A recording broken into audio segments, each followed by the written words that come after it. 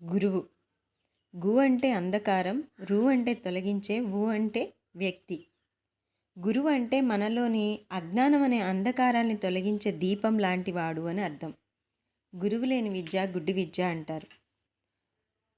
మన powerful God's అయిన శ్రీరాముడైనా శ్రీకృష్ణుడైనా విద్యలన్నీ గురువు వద్దే నేర్చుకొని గురువు యొక్క గొప్పతనాన్ని, గురువుల స్థానాన్ని ఈ లోకానికి తెలియచేశారు. మనం సంవత్సరంలో ఒక్కరోజు గురువును తలుచుకొని పూజించడం కాకుండా ప్రతిరోజు మనం సన్మార్గంలో నడవాలని, ఒక్క నిమిషమైనా మనకిష్టమైన గురువును ప్రార్థన చేయడం వల్ల మనలో మనం వెళ్ళే మార్గంలో మంచి జరుగుతుంది, మంచి మార్గంలో వెళ్ళగలుగుతాము అనేది నా అభిప్రాయం.